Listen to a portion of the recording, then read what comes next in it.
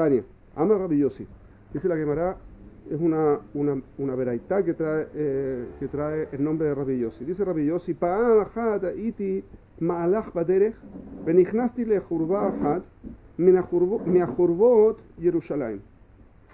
Una vez venía caminando y me metí adentro de una de las ruinas de Jerusalén. Le itpalel, fui a hacer tefilá.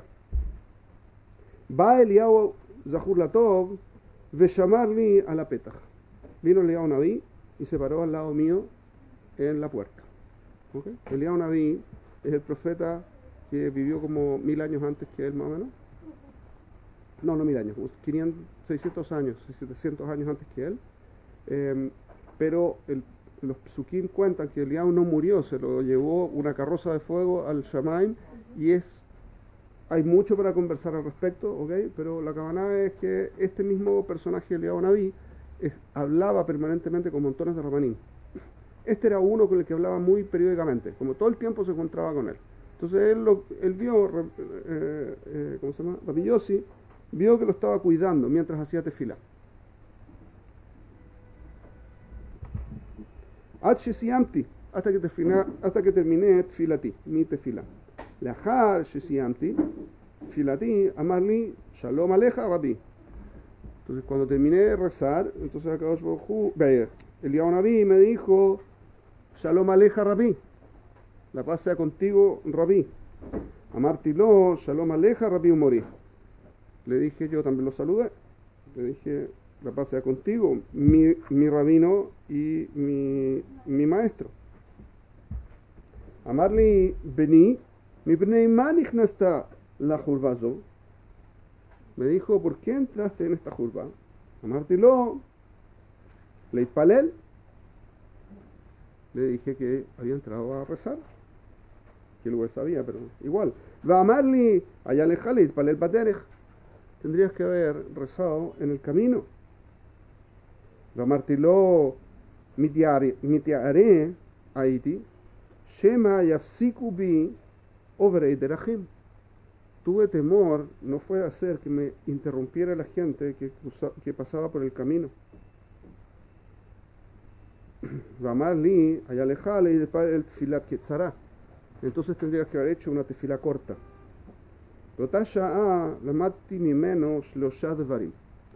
En ese momento aprendí de él 3 cosas. למדתי שאין נכנסים לחורבה, ולמדתי שמתפללים בדרך, ולמדתי שהמתפלל בדרך מתפלל תפילה קצרה. Aprendí 3 cosas. Una es que no se hace tefilá dentro de una ruina. 2.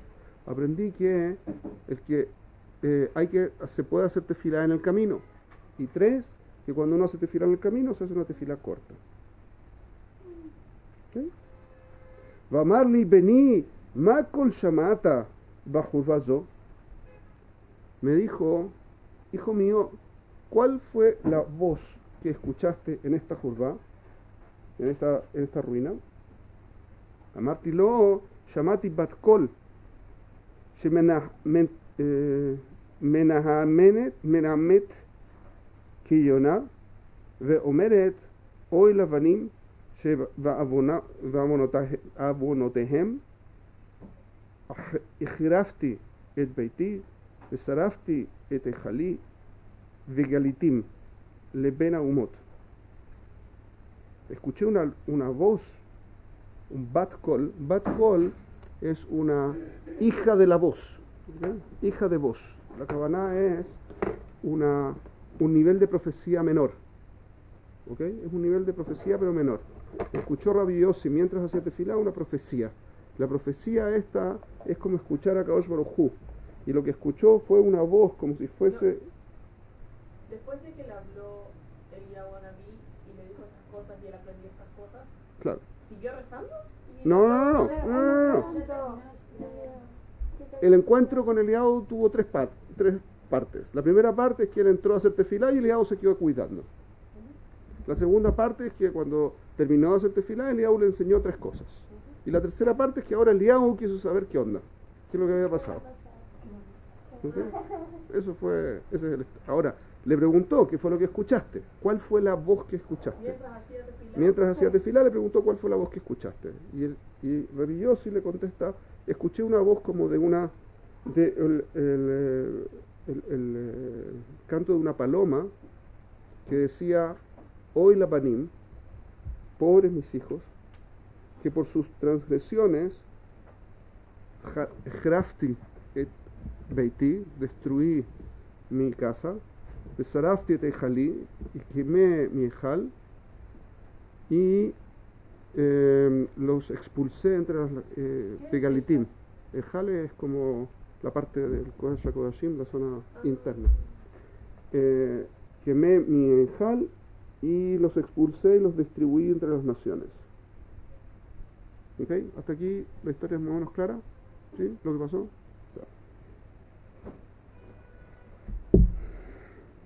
¿La paloma cantaba? Era como el sonido de una paloma cantando, pero que decía estas cosas. Ramarli Hayeja, Rehaye Rosheja, Lo Sha'a Zo Bilvad, Omeret Kaja, Ela Bechol Yom Bayom, Shlosha Pa'amim, Omeret Kaja, Velo Zo Bilvad, Ela Besha'a Sheisrael Nichnasim Lebate Knesiot, ולבתי מדרשות ועונים יהא שמר הגדול מברך הקדוש יהא שמר הגדול מבורך הקדוש ברוך הוא מנענע ראשו ואומר אשרי המלך שמקלסין אותו בביתו מה לו ככה מה לו לאב שהגלה את בניו ואוי להם לבנים שגלו מעל שולחן אביהם. Le dijo Eliahu una cosa larga.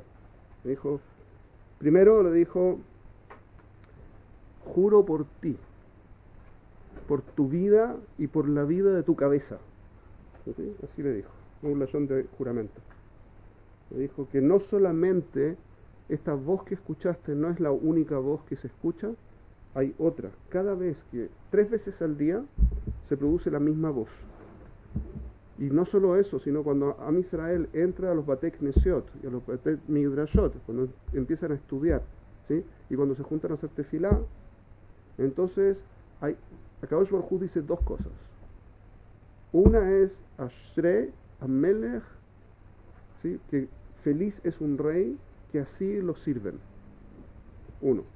Y 2, pobres hijos que fueron expulsados de la mesa del Padre. 3 veces. Y no solamente eso, sino también cuando entra a Israel y dice la respuesta del Kadish, ¿sí? Cuando dice Shemeh Rabba Meborach, ¿sí? Ahí entonces es cuando Akadosh Baruj Hu dice esto. Es una historia extrañísima, ¿okay? La Gemara se dedica a hacer estudio de otras cosas. ¿Pero de qué está hablando la Gemara? ¿Qué es lo que pasó? ¿Qué es lo que es maravilloso? ¿Qué onda? ¿Qué pasó? Lo primero es que hay una expresión, en ambas partes hay una expresión importante de reconocer. Kadosh Baruj Hu dice, hoy levanim, que por sus transgresiones fueron expulsados. Se destruyó el Betamikdash, se destruyó el Ejal, se quemó el Ejal y también fueron expulsados y fueron distribuidos entre las naciones. Y también dice, aparte de cuando Am Israel entra y hace las tefilot, que son las 3 veces al día, son las 3 tefilot, ¿no? Las 3 tefilot del día, y cuando hace el Kadish, hay una congregación que hace Kadish, entonces Akadosh Baruj Hu dice que lindo que me sirvan de esa forma, que contento me pone que me sirvan de esa forma, 1, y pobrecitos los hijos que son expulsados de la mesa del Padre. Sí. Cuando la paloma canta, hizo juro por tu cabeza. No, eso, cuando él le cuenta que la paloma cantó, ok. Y Eliahu le responde, correcto, que juro por su cabeza que esa no es la única voz. No es lo único que sucede, que funciona igual. No que funciona igual. Que Hashem se siente mal y dice... No, siempre se siente mal. Sí, siempre pero pasa otra cosa además. también. Es otra cosa que pasa, es que feliz que un rey cuando le sirve. Cuando lo están alabando, suceden dos cosas al mismo tiempo. Cuando están alabando a Kadosh Baruj Hu, a Israel, entonces él se pone contento de que lo estén alabando y sufre porque están expulsados. Eso es lo que le dice el Eliyahu a Naví. Eso es lo que le cuenta el Eliyahu Naví, que es lo que sucede todo el tiempo. Ah, porque él vio solo una parte de Claro, solo vio la expresión del sonido de la paloma. Eso es lo único que vio. El Eliyahu le cuenta que hay otras dos expresiones más que vienen de la mano y cuándo suceden. Hay un problema gigante acá. Problema muy grande históricamente también. ¿Qué significa pobres los niños que fueron expulsados de la mesa del Padre? ¿Qué significa eso? Claramente, pero es lo mismo que dice hoy la Banim, ¿no? Cuando dice pobres los niños que por culpa de sus transgresiones fueron expulsados. ¿Cuál es el cambio? ¿Por qué el cambio de expresión? Entonces quiero que se pongan... Compartir, muy bien, muy bien. Tiene que ver con compartir, correcto. Es más íntimo, como es más de compartir la presencia todo el tiempo, más directa y cotidianamente, eso es cierto. Pero hay un problema más grande. ¿Por qué pobrecitos cuando son expulsados? Que diga, los traigo de vuelta. Y ya está. Si tanto se sufre, ¿por qué no lo deshace? A todo esto de aquí, de esta Guemará, es donde dice que cuando hay que hacer tefilá en la noche, por ejemplo, y la tefilá es con Kadish, ¿sí? Entonces esto es lo que se refiere cuando dice que es apropiado hacer tefilá para los que estaban conmigo en Alajá, hacer tefilá por la reconstrucción del Bet HaMikdash. ¿Ok? Aquí está basado ese concepto. Ok. ¿Cuál es el problema? ¿Cuál es el problema de un niño que fue expulsado hace mucho tiempo de la mesa del padre? ¿Cuál es el problema? O sea, se acostumbró, ya está, ya lo sigue sufriendo. ¿Cuál es el problema? perdió ese vínculo íntimo. Perdió el vínculo, pero ¿qué más? ¿Sí? Que ya no se comporta de la misma manera. Hay ¿Qué la más? historia de un rey que echó a su hijo, o lo robaron a su hijo, o su hijo se metió con personas ladrones, no sé qué cuánto, y adoptó ese carácter, ese cosa. Entonces, cuando por fin, de alguna u otra manera, volvió el chico al reinado, nadie lo reconoció. Claro. No sabían qué era, ni siquiera hablaba de la misma manera, por ahí era de él, y otro Fernando, así, como que... Entiendo. Entonces, como que es más o menos la idea que eso. Es un poquitito peor que eso. ¿Es Najón? Es peor que eso. Sí, cuéntame. Sígame. Estamos hablando de Israel, que somos expulsados, y no podemos, los males les cambiamos, no creo, porque hay gente, Sadikim, lo que fuera. fuera. Entonces, No creo que eso sería el cambio en el... eso vamos a verlo a un ratito más, con otra me llamará en otro lado, también de Exegetas al Hot, pero en otra parte. ¿Cuál es el problema? Cuando una persona se acostumbra a vivir en un ambiente, ya no tiene el incentivo de volver, ya no tiene ninguna lógica para volver. Hay una historia que cuenta Hazal, no me acuerdo qué Rab, lo contó hace unos 200 años ya. Que es más o menos así, había un posadero, ¿no? Y llegó el Rab, no me acuerdo cuál, a esa posada a pasar la noche y justo era Tisha B'Av. Entonces estaba en Tisha B'Av, entonces como empezó Tisha B'Av se sentó en el piso, se puso cenizas en el piso, se puso a llorar y a hacer lamentaciones. Hizo criada de Megilat Eijá y estaba haciendo lamentaciones. ¿Ok? Vino la mujer del posadero y le dice al posadero, anda y dile al Rab que por favor deje de hacer eso porque me está espantando a los clientes. Entonces va el posadero y le dice al Rab, por favor no llore, no haga esto. No, le dice mi esposa, pero al principio no, después sí. Dice, por favor, deje de hacer esto porque la gente de aquí del lugar se está perturbando, se está poniendo nerviosa con todo este cuento. ¿Qué es lo que está pasando? Entonces el Rab le dice, mira, no voy a dejar de hacerlo porque hoy es Tisha B'Av. El tipo le dice, ¿Tisha B'Av? ¿Qué es lo que es Tisha B'Av? Tisha B'Av es el momento en el que la conmemoración, dentro de muchas cosas que nos pasaron, de la destrucción del Bet HaMikdash. No una, dos veces. Y de la expulsión de los judíos de España, y de etcétera, etcétera, montones de situaciones, la caída de Betar, etcétera, etcétera. Que vienen todos de origen en el Het HaMeraglim. Entonces le explico eso. Entonces, la halajá es que uno tiene que sentarse y llorar en este día. Ah, entonces se va el tipo, cuando la mujer dice, no puede dejar de llorar, porque la halajá dice que tiene que hacerlo. ¿Por qué? Porque es un día de duelo. ¿Por qué? Porque se destruyó el primer templo, el segundo templo, y ¿okay? La mujer dice, igual, que deje de llorar, porque ¿para qué quiero yo que se reconstruya el segundo templo? El tercer templo. Esa era la mujer. Sí, era Yehudim, por eso estaba ahí, pero no tenía ni idea. Entonces va el marido y dice, mi mujer quiere saber qué es lo que está pasando, por qué es tan importante que se reconstituya el templo. ¿Para qué? Es porque si hacemos todo bien, entonces vamos a poder reconstruir, vamos a volver a Israel, vamos a estar todo bien y qué sé yo. Vuelve el marido, le dice a la mujer, esto es lo que me dijo el Rab, que la mujer le dice, ¿qué es tan importante de volver a Israel? Entonces vuelve el tipo y le pregunta al Rab, y el Rab le dice, mira, imagínate lo siguiente, ustedes han tenido problemas con los cosacos, así, eran unos militares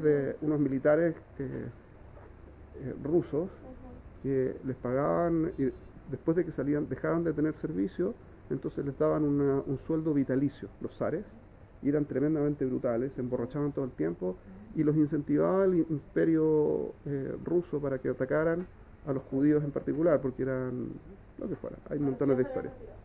A los que ya se habían retirado les pagaban y los organizaban para que pudieran atacar a los judíos con facilidad, y le echaban la culpa a los judíos todo el tiempo de los problemas que tenía el pueblo ruso, para que los rusos odiaran también. Hay toda una historia. Entonces el Rab le dice, ¿alguna vez pensaste lo espectacular que sería que los cosacos ya no estuvieran, y que cuando venga el Mesías y se reconstituya el tercer templo y todo el asunto, entonces vamos a estar libres y vamos a poder ir tranquilos a Israel, nos va a llevar el Mesías a Israel, vamos a estar sin cosacos, nos va a ir bien, vamos a estar tranquilos, vamos a poder estudiar, vamos a poder crecer, etcétera, va a estar espectacular, es una excelente situación. El tipo se le iluminan los ojos y dice, mira, me contó el Rab que cuando venga el tercer templo va a pasar esto, va a venir el Mesías, nos van a llevar a Israel, y etcétera, etcétera. Va a ser increíble, espectacular, déjalo que siga. Entonces la mujer le dice, dile al Rab que mejor tome a los cosacos, tome a toda la gente que nos hace daño, y se los lleve a Israel, y nos deje tranquilos aquí. Acabamos de invertir en la casa, tenemos animales nuevos, tenemos cosas, tenemos un negocio que está funcionando, déjennos aquí tranquilos, y llévenselo a los otros, así no nos molestan. ¿Cuál es la moraleja de la historia? La moraleja de la historia es muy simple. Cuando yo no sé, no puedo valorar. No tengo cómo valorar. Y entonces lo que valoro es lo que me resulta natural, de lo que yo vivo. Y este es un problema gigantesco. Cuando se destruyó el primer templo, el pueblo judío salió al exilio en Babilonia. Y cuando estuvimos en Babilonia estuvimos 70 años. Vino Ezra Sofer y decidió que hizo un Sanedrín y dijo que había que volver a Eretz Israel. Y mandó cartas a toda la diáspora, a toda la expulsión, o sea, todos los lugares donde estaban expulsados los judíos, en todas partes recibieron cartas de Ezra con el comando del Sanedrín de volver a Eretz Israel y reconstruir el templo de Judá. Muchas comunidades dijeron que no, pero también dijeron que ellos iban a estar pendientes, iban a tratar de ayudar desde el exterior para que se pudiera reconstituir Israel y funcionara bien, etc. Los Temanim particularmente dijeron que no pensaban volver. ¿Por qué? Porque no era el momento en que había llegado el Mashiach, así que no hay ningún motivo para volver a Israel. Y entonces Ezra Sofer les mandó una clalá que se cumplió lamentablemente. Una maldición. Se cumplió. Tuvieron nosotros conocemos todos la historia del holocausto de la Segunda Guerra Mundial. pero los teimanim les hicieron un holocausto particular. Despiasmaron y terminaron, los que sobrevivieron son aquellos que se escaparon a las cuevas en en Taimán, en el Yemen, ¿sí?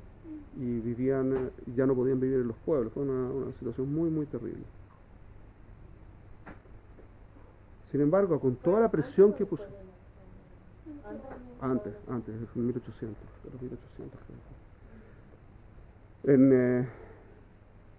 el tiempo de la reconstrucción del segundo templo, cuando vino Ezra con su Sanedrín acá, ¿cuánta gente volvió con él? ¿Y quiénes volvieron? ¿Cuántos Yehudim volvieron con Ezra a Sofer y volvieron a reconstruir Israel cuando la orden fue de Ezra y de todo el Sanedrín que había que volver? ¿Cuántos fueron los que volvieron? ¿Cuál era el tamaño del pueblo en esa época? 70 años después de la destrucción, estamos hablando. Y son 70 años, ¿en qué condiciones? ¿Quiénes eran los que volvieron? ¿Y cuántos fueron? ¿Tienen alguna idea? ¿Cuántos muy poquito? Un tercio, no, menos de un tercio. No sé, díganme ustedes. Vino menos de un 1% del pueblo. Menos del 1%. El total de la gente que vivió para reconstruir el segundo templo al principio no eran más de 40.000 personas. Esa fue la reconstrucción. ¿Quiénes fueron? A los que le iban mal en Babel. Porque la gente que le iba bien se quedó allá. No tan rápido.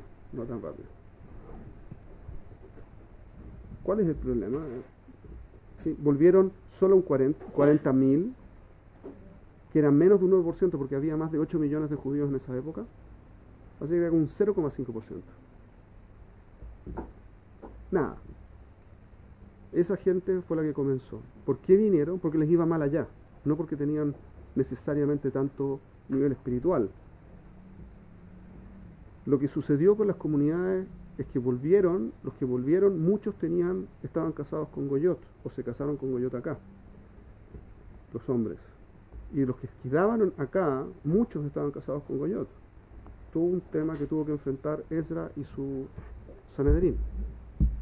Y sin embargo, cuando llegaron acá, se instauró el Sanedrín, se montó un segundo templo que de hecho fue tan débil que la gente que sobrevivió desde la destrucción del primer templo al segundo templo lloró porque no había comparación. Era una casa apenas. Y eso es lo que era el segundo templo al principio con esa. No solo eso, los atacaban todo el tiempo. Shomronim y otros atacaban a los judíos que estaban viviendo acá. ¿Por qué pasó eso? Porque el pueblo se acostumbra. Y cuando la gente se acostumbra, cuesta hacer un cambio porque no valoran. Sin embargo, ustedes han escuchado Imesh Kajej Yerushalayim, esa canción preciosa, ¿sí?, de Jonathan Razel, que está basada en una de las Teilot, ¿no? Una Teilá, Al Neharot Babel, sobre los ríos de Babel, que les pidieron cantar a los Kohanim y a los Leviim, que estaban expulsados, que vivían en Babel, les pidieron cantar las canciones que se cantaban en el Bet HaMikdash. Y dijeron, ¿cómo vamos a cantar? Y entonces escribieron esa canción, que es una canción muy, muy penosa. Y dijeron, Imesh Kajej Yerushalayim, Tishkach Yeminei, Rak Leshoni Lejeki, Imlo Eskereji, Imlo Ale El Yerushalayim, Al Rosh Simchati. Ustedes conocen eso porque van a haber estado en alguna simja. ¿Por qué decimos eso en una simja? En una jatuná. ¿Por qué tengo que acordarme? Más otra vez. ¿Qué es lo que? Si no sé lo que me falta, no puedo valorarlo. No puedo valorarlo. Yo digo eso para recordar que tengo que saber algo. Cuando se conquistó Jerusalén en el 67, Esta es una historia famosa también. En el 67 el ejército tomó Jerusalén y llegaron al Kotel. Y cuando llegaron al Kotel se hizo un minyan de los Sanjanim, de los paracaidistas que conquistaron la ciudad. Se hizo un minyan de los que eran religiosos y se pusieron a hacer tefilá llorando. Y había uno laico que se puso a llorar, no haciendo tefilá, se puso a llorar detrás de ellos. Entonces se le acercó uno de los compañeros religiosos, le dice, mira, no te entiendo. Yo soy religioso. Mi familia y yo hemos hecho tefilá por llegar aquí hace más de 2000 años. Yo estoy viendo cómo se materializa un milagro. Para mí es escalofriante este momento, me deshago en llanto. ¿Tú estás llorando? Si tú no crees en nada, ¿por qué estás llorando? Y el tipo le dijo, estoy llorando porque no sé por qué están llorando ustedes. Heavy, heavy. Piénsenlo un poco. Estoy tan desconectado que no soy capaz de darme cuenta por qué ustedes lloran. No puedo valorarlo porque no es parte de lo que yo aprendí. Y la ignorancia es pegajosa. La ignorancia es un mal, es una enfermedad pegajosa, contagiosa. Muy, muy, muy complicado. La primera generación, cuando llegaron acá, tocaban la tierra de Israel y la gente se arrodillaba, y hay fotos por todas partes, arrodillándose y besando el piso. ¿Saben quién hace eso hoy? El Papa. El Papa lo hace. Porque los judíos llegamos acá y no le damos un beso a la tierra. ¿Por qué no?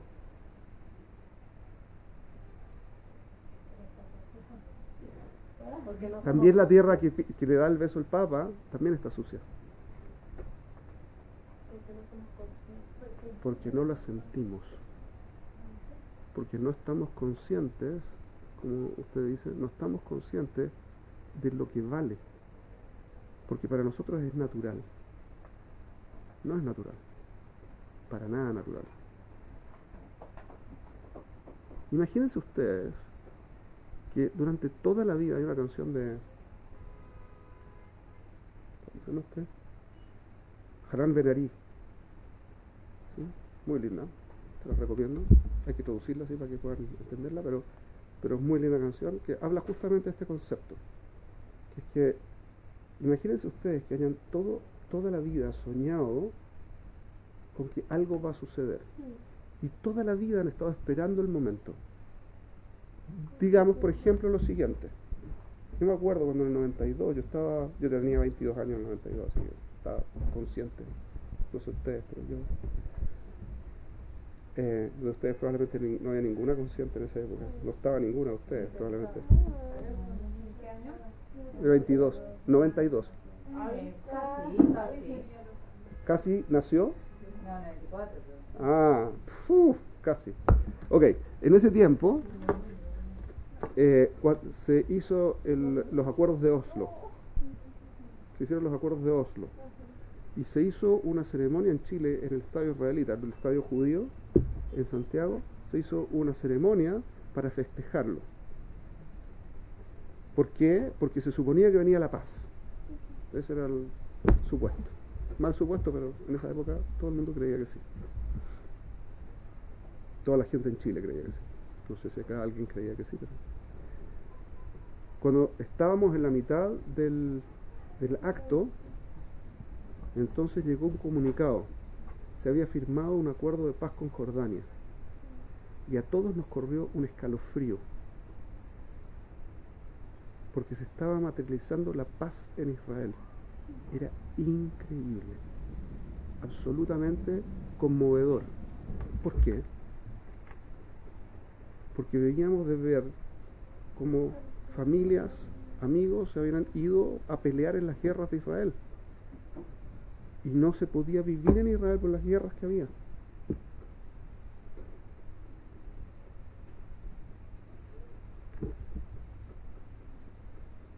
El tema que dijo de el beso sobre la tierra, No necesariamente es cierto.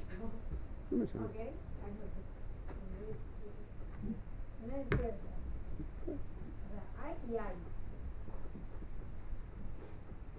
No lo tome tan...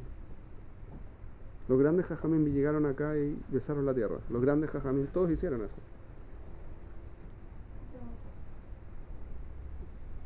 Entonces, ¿qué es lo que les quiero mostrar?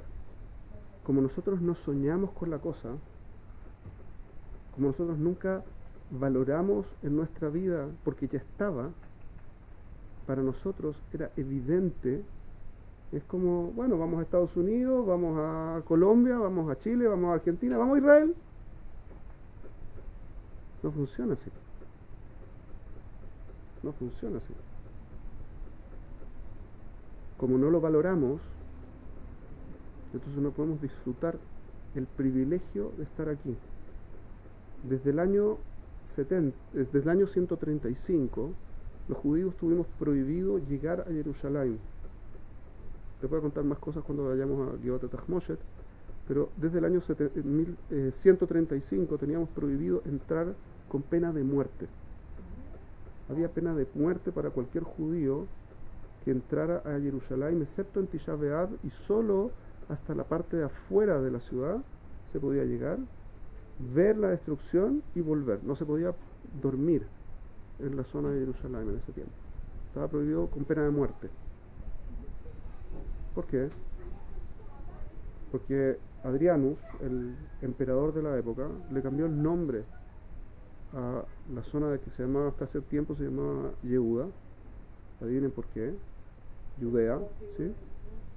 Porque era la reconstrucción del reino de Judá, ¿sí? Le cambió el nombre. ¿Saben cómo le puso entonces? Palestina. De ahí viene. ¿Y qué hizo con los judíos? Los expulsó y los llevó a lo que llamó Yehuda Secunda, la segunda Yehuda. ¿Dónde es? En la zona del Galil. ¿Ustedes han ido en visita, en paseos por la zona de Tzfat y todo eso? ¿Sí?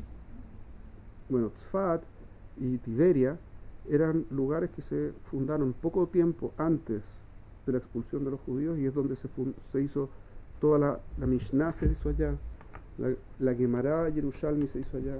¿Por qué se hizo allá? Porque no se podía llegar acá a Jerusalén. El Talmud Yerushalmi no es de Jerusalén, es de Galil.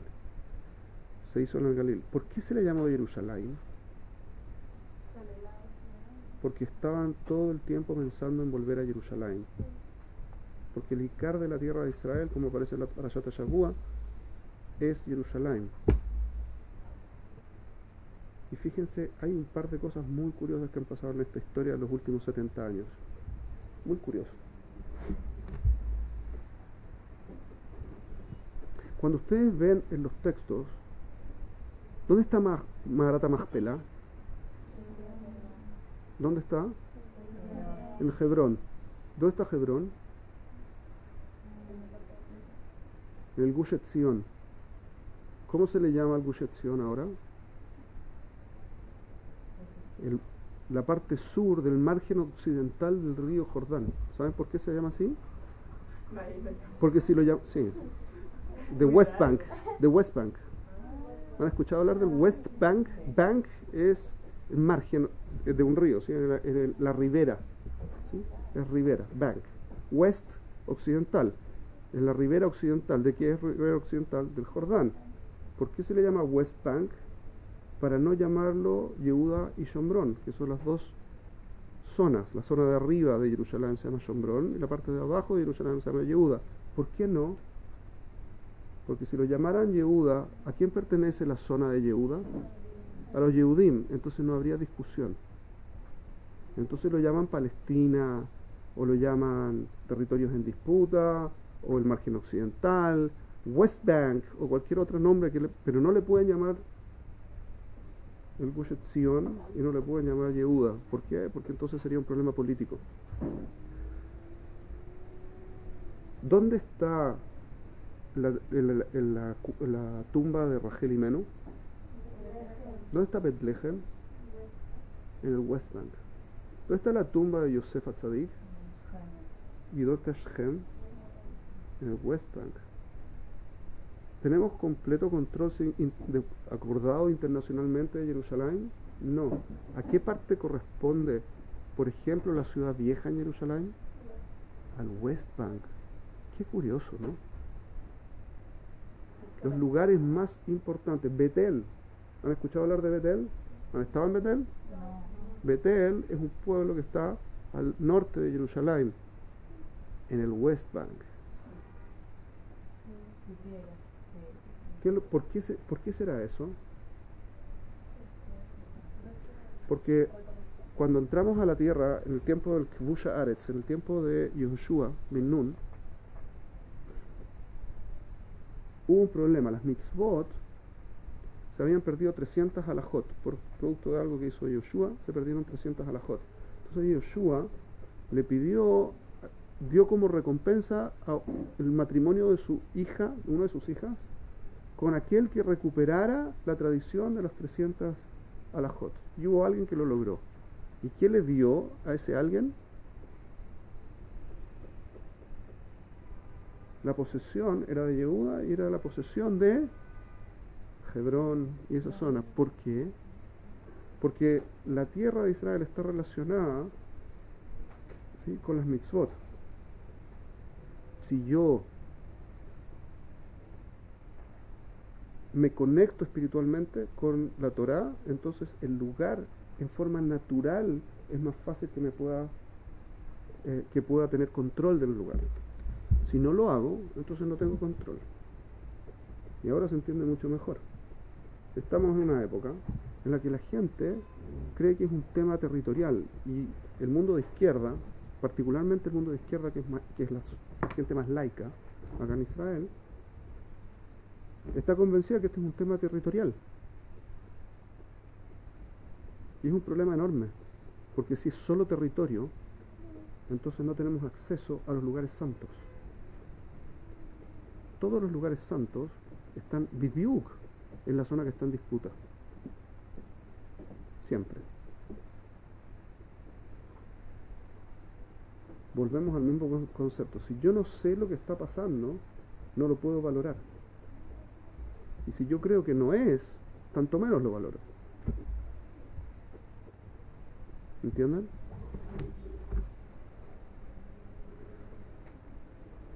Entonces lo primero que hay que hacer es tratar de entender de qué estamos hablando. Cuando decimos Eretz Israel, ¿cuál es la gracia que tiene Eretz Israel? Y con esto los voy a dejar tranquilitas para que se queden pensando si quieren pensar y si no.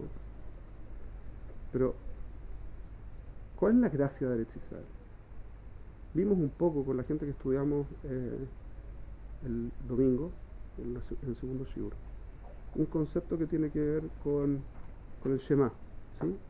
Que en Eretz Israel pasa algo que no pasa en el resto del mundo. ¿Qué es? ¿Alguien se acuerda de las que estaban acá? El funcionamiento de Eretz Israel es completamente distinto al resto de la tierra. ¿Por qué? Como dice el Pasuk, como está diciendo Abigail, el Pasuk dice que porque el rostro de Hashem está puesto frente a la tierra desde el principio y hasta el final del año. ¿En qué se manifiesta eso? A diferencia del resto de los países del mundo, todo lo que sucede en Eretz Israel es resultado de cómo nosotros nos comportamos. La naturaleza funciona distinta. Hay un video muy entretenido, muy curioso, que filmaron unos soldados en el límite con Siria, el año antepasado, yo creo. Muy interesante. Había una tormenta gigantesca y se esperaba que esa tormenta arrasara con el norte de Israel. Y los soldados filmaron la tormenta. Muy interesante. Donde ellos estaban parados no había tormenta. Al lado llegaba la frontera, y la frontera hacia arriba se veían las nubes subir. Pueden buscarlo, es muy impresionante. Era un terreno plano, ¿sí? Plano, lo que implica que no hay ningún accidente geográfico que justifique un cambio en el viento. Ninguno. ¿Qué es lo que pasaba? 100 metros más allá hay una tormenta, pero tormenta en serio, así tormenta con relámpagos, truenos, agua, vientos, A este lado hay nubes que son altas, no hay más que viento. ¿Por qué el viento? Para subir las nubes. Lo pueden ver. Lo pueden ver, está en YouTube. Lo filmó un soldado. De hecho, muy curioso, dice para que nadie vaya a decir que estas cosas no pasan acá. ¿Sí? Se lo dice en hebreo. Muy interesante. Esta tierra funciona distinto que el resto de las tierras. Ay, puedes mandarlo al grupo del video. Ah, ¿lo encontró?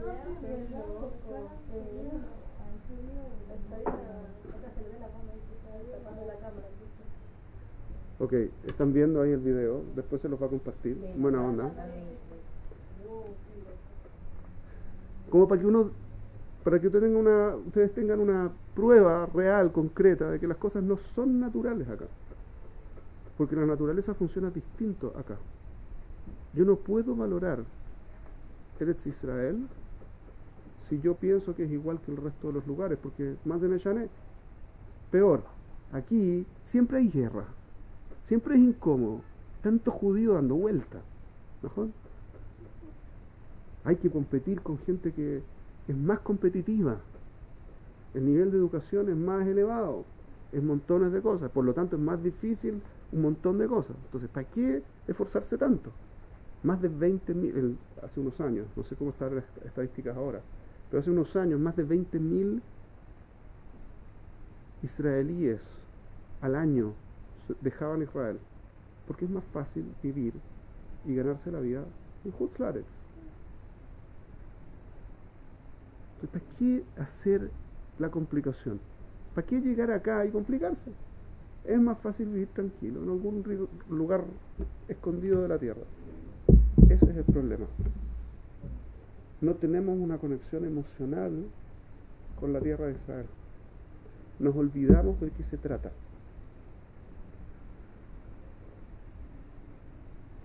Y cuando uno se olvida de lo que se trata, no puede valorar nada. Es más, uno es capaz de entregar cualquier cosa porque no tiene ninguna importancia. Hasta que uno sabe lo que vale. Pero piensen un par de cosas más en esto. Mucha gente dio la vida para poder llegar a morir acá. Mucha gente dio la vida sabiendo que iba a morir, dio la vida para seguir viviendo acá. ¿Qué habrán visto ellos que nosotros no vemos?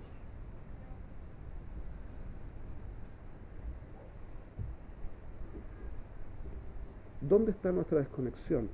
¿Cuál es el punto en el que nosotros no estamos viendo la realidad que ellos vieron? Y el problema es grande, porque eso significa que en esa parte que no estamos conectados, nuestra forma de ver el mundo no es de Yehudí, es de Goy. Y eso es heavy, porque no tenemos entonces cultura judía, en eso al menos. Tenemos cultura Goy, en eso al menos. ¿Esto significa que todo el mundo tiene que hacer aliyá ahora? Sí. Me gustaría que fuera la solución. Yo creo que hay más cosas que hay que hacer también. Hay que hacer kirub, hay gente que está desconectada, pero aparte vive fuera de Israel. Entonces, si no se conectan ellos, entonces esto no va a solucionarse tampoco. Pero la Gemara en Brajot, que es la otra Gemara que les iba a traer, dice que Rabbi Yohanan, el pasuk dice, en el Shema, dice, Leman irbu yemechem bebenech ubnei yeme benechem al adama asher Hashem, sí, lo que es una, dice, para que se multipliquen, ¿sí? Hay que cumplir con hay que enseñar Torah, hay que escribir Mezuzot, etcétera, etcétera, ponérselo como Totafot, Bejule. ¿Para qué? Para multiplicar los días nuestros y de nuestros hijos en la tierra que Hashem nos juró dar. ¿Sí? El problema fue que Rabbi Yohanan aprendió que una persona tiene multiplicación de días viviendo en Israel. Y llegaron a contarle que en Babel había gente que llegaba a tener 90, 95, 100 años y no entendía. Entonces entendió ¿Cuál es el principio? Dice la Gemara hasta que se dio cuenta que aquel que vive en torno a la Torá, donde sea que está, es como que está en Eretz Israel. Esto es muy importante que lo recuerden. Eretz Israel, el Icar de Eretz Israel es esto, donde estamos parados nosotros. No es el único lugar que se considera como Eretz Israel. No es lo mismo, pero solo cuando estamos conectados con la Torá. Jajamim dicen cosas potentísimas respecto de venir acá. El Rabbi Abraham, el abuelo del Jidá, escribió que una persona cuando viene y hace Aliyá, en la primera noche sube la Neshama que tenía en Hutz Laaretz y la cambia completa, tiene una Neshama nueva. Yo les puedo contar una experiencia personal que me pasó al respecto a mí y con mi familia. Nosotros hicimos Aliyá hace 10 años. Mi hija mayor tiene en este momento 15, va a cumplir 16 en estos días. En ese tiempo todavía tenía 5 años, recién cumplidos hace un par de meses. Mi hija vino acá y le cambió la personalidad. Mi hija chica tenía 1 año y 11 meses y también le cambió la personalidad llegando acá. Se convirtieron en 2 personas distintas, completamente distintas. Mi hija en Chile, la mayor, era tímida. Acá es una israelí más. Y mi hija menor, en ese tiempo, la de 1 año y tanto, en ese tiempo tenía una personalidad durísima en Chile. Llegó acá y se hizo blandita. Es una jamuda. Completamente distinto. Mi hija mayor no salía a la calle sola, no se atrevía. Los ruidos la asustaban. Llegó acá y paseaba sola por la Ben Yehuda y se juntaba con grupos de gente que se ponía a cantar.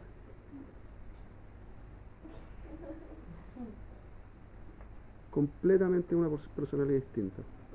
Muy de acuerdo con lo que dice el Jidá, que contaba su abuelo. Hay montones de cosas más que se pueden decir respecto del impacto que tiene vivir acá. Jajamín dijeron, como alguien mencionó al principio, que una persona que vive fuera de Eretz Israel es que no tiene Dios. No es la kavaná decir que no tiene Dios, ¿okay? Eso no es la kavaná. El punto es que Am Israel tiene una misión, la misión con el resto de los pueblos, que es mostrar cómo hacer las cosas bien, conectándose con la espiritualidad y desarrollando al pueblo. Si una persona hace eso afuera, entonces no está cooperando a la meta del país, de la nación. Entonces está haciendo Bekeilu que no se necesita, que no es parte, que no hay un Tojnit, que acá no es parte del cuento acá. A él le va bien en otro lado, así no. Cuando el punto es que tiene que ser acá, para que el resto de los pueblos admiren y logren conectarse con el Emet.